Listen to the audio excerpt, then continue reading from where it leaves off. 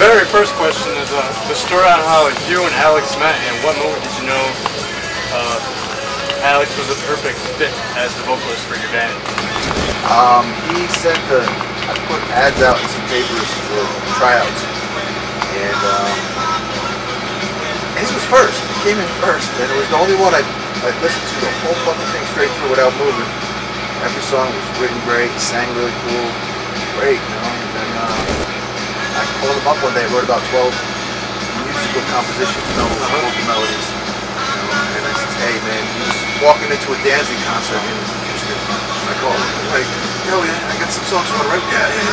So I sent him some shit, and I only sent him 3, not to overwhelm him, you know. I just want to, you know, get going. And Mark of the Beast came back in like 2 days. Oh, I was like, shit. holy that's fuck, awesome. that's exactly what I wanted.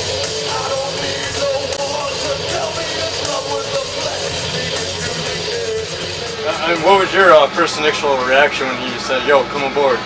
I knew it would be good. It's like I always was into his shit and stuff. It's like it just made sense. It's like I knew it was fucking be like fucking group. It's like we got it good now. Like we got a good lineup going. Fucking, we got a great album on the way. Like following up Abominator. I think it's even better than the first one. Yeah, that is what I do want to talk about too. Is you know, when can fans expect the next follow-up, and you know, possibly shed some light on the subject matter and you know, style of riffs? It's just like Abominator, but like it pushes it a little further. It's like it goes through like some different kinds of grooves and shit. But it's pretty much done. Brandon just finished up the drums and everything. We're just waiting to mix and master it, and then we're gonna get it out. So I mean, it could be out as early as like spring. You know, I don't know. I mean, whatever we can get done. It's like as soon as we get it out, we'll get it out. I'm pretty excited for it because Abominator is phenomenal. I like it all the way through. Thank you. I really like Cemetery Sex song. I mean, yeah, I know it's like morbid, but like it's just really fucking catchy. It's really catchy, the melody of it. Yeah. And is there ever going to be a collaborative effort between you and your significant other, Alyssa? Yeah. They play together all the time. They just play together. Just did a show in New York. Metal Illusions. I would say Alliance. I can't read so well. But yeah, we did Last Caress. Oh hell yeah, that's awesome. Really badass. Yeah. Any original tracks by any chance? Yeah, we're writing one now, and we're thinking about doing like a covers record. Oh, that'd be cool. Punk rock or mainly metal? Everything? Yes, that's awesome. Great song.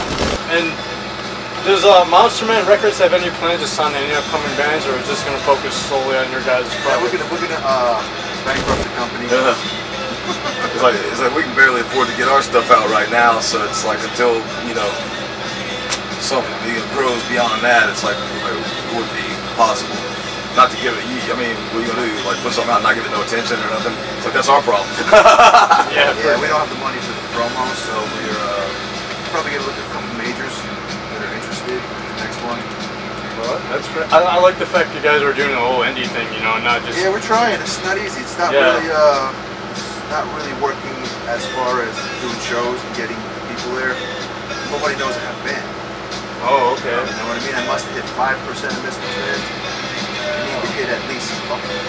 So yeah, I mean, people asking us to play places we just played because they didn't know, you know, there's no promotion. We don't have, you know, that kind of budget for like, you know, putting out a lot of like, but we're just having to go out and see what happens. Yeah, I mean, my dad's friends all grew up listening to Misfits, so like, I mean, I'm only like 27, but like, I still look back and went through the records and stuff, so it's pretty badass to be able to talk to a legend like yourself. Archives. Yeah. The Wayback Machine. And what do you guys like most about being on stage playing? I want response from the crowd. When I don't get that, I don't believe it. It's like it's an interactive thing, and it's like, you know, it's like, I mean, you come to a show like this, it's like, just you want to get into it, man. It's like, that's how you enjoy yourself. You don't like fuck around with your phone and all that bullshit. Yeah, shut that phone off. It's like interactive, man. Like, I don't know if people get it, man. It's like watching a show on YouTube is not coming to a show. You got to be there. You got to interact with the energy of the song, the moment. It's a spiritual thing, man. Not church, as he said, you know, not just stand there and record it. Yeah. You know, that's what, you know, people who go to the film for DVDs or something, you know, that's what they're for. Not. You get all excited to get out there and play, and then as soon as they're dead, your energy goes. Yeah. It just kills it. Yeah. It's just like, this sucks. And what's the most bizarre thing a fan has ever asked you guys to sign? I'm sure there's some pretty hot shit sometimes. It's like people are weird in general, man. It's like the fans are as normal as they come. I mean, hell, I meet more weird people in day-to-day life. Good answer. And you know, it's October, so I have to ask this: what's your guys' fondest childhood memory from Halloween growing up? My first concert was on Halloween. I was 15, so I was growing up. Fucking Screaming Jay Hawkins. What kind of fucking... who gets to have that as their first shows? Play for Screaming Jay Hawkins. No shit, that's awesome though. That's pretty cool. How was that show though, back in the day? Good, it was crazy. Everybody had a costume on. And if a zombie apocalypse were to break out tomorrow, what would your main weapon choice be and why? Garlic.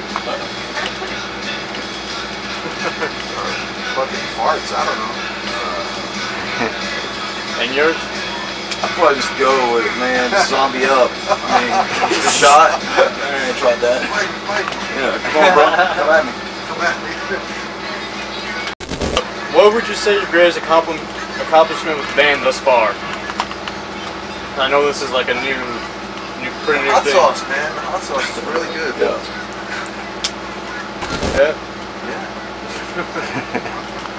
It's like, I'm really proud of our record, man. It's like it took a lot of shit to fucking do it, and it came out like the way we wanted it. The only record I've ever had to anybody without giving them an excuse as to why it sounds like it sounds. It's like, here's my record. Not like, oh yeah, but you know what? This was fucked up or that was, no. And in fact, it was just completely DIY. I mean, we fucking didn't have nobody helping us. We just out there like fucking just figuring it out as we went. Fucking it came out great. Oh, yeah, it said, you know, that album is just straight. It reminds me of like you guys have like a lot of Black Sabbath influences, maybe some Pantera in there, type of negative. All kinds of cool and obviously, you know, the classic Misfit vibe with the horror lyrics. Yeah. And I know this question has been like put to death and just beat around a lot. But I know last year you were trying to get a Misfits Reunion going. I mean, are you still striving for that, or is it just kind of like in limbo still? Yes. Yes? That's cool. I know a lot of fans are really excited about it though. Me too. Can you shed a little bit more background on that, or is it just you're just still trying? It would be very awesome if it happens, and fans would really enjoy it if it happens. So we hope it happens. But I respect that you're doing your own thing, you're getting out there. I mean, I know it's a tough market with people downloading music all the time. Yeah, it sucks. I mean, I will be honest, I purchased the new record. So Oh yeah. and it's It's a fucking good badass. record. Hard copy. This is badass. Everybody needs to pick this up. I mean, even though we're doing it all DIY, it's like we really, you know, wanted to make sure all like even like the packaging and everything was cool. You know, we got the big double vinyl that you can pick up. I mean, it's like it's exactly how we wanted it. So I mean, so you should really get the whole experience. Like buy the vinyl. It's Yeah, I good. mean, you know, you can't get lyrics in your hands by just downloading the song. You know, actual like I like looking through the booklet, looking at everything. It's a good layout. Because I mean, it's not just the band that's getting hurt; it's the people who manufacture the CDs, the people who ship the CDs. It's everything. And one final question. Crime. It's a fucking crime. Exactly. It should be punished. I mean, It should be against the law to do it. I agree with you. You should fucking pay like a $5,000 fine to do one fucking song. I agree How with much you. that fucking record cost me to make? I'm gonna guess like over 15,000, 20,000 or more. A lot more than that. What's I can't say that. I mean, I guess it took years. I mean, you just think about the time and effort and everything put into it. It's like, I mean, to me, it's just like if you dig something, fucking, you know, help it out, like help it keep going. Because it's like we got a lot of material we can do. You know, we gotta be able to afford to fucking do it. especially when you know, you're talking about people just stealing music, but I mean, if you want them, you guys upload a single, and then people check it on YouTube, then go buy the record. But if you're just stealing it, then yeah, you're not a real fan. I pay $1 for a fucking song. I think you should get more than $1, to be honest. It's like, I mean, it's like, I don't know. Back in my day, it's like we liked the band or something or whatever. We went out and got all this shit. We got like fucking, it's like we try to support that band, to make them make more music. It's like now it's like people don't give a shit. It's like, yeah, entertain me. Fucking, why you should come out of your own pocket to fucking play for these fucking bitches. Exactly. Well said. And that's where having to sell merch. I've heard a lot of stories where people just put out merch now because they're not selling the CDs. Yeah, merch is your fucking money, man. And what would you say is the craziest concert experience you guys had at any show? I'd rather not say. Yeah, that's all right. We could get in trouble. You get into some gray areas. We can keep at that. That's totally cool.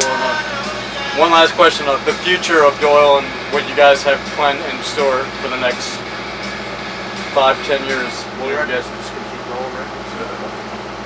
So we still got a lot of good material to go through. Like we've already written, still writing some shit. It's like trying to get out and play a bunch of different countries and stuff and spread it around a little bit. Any music video plans? Yeah. Yeah? Trying.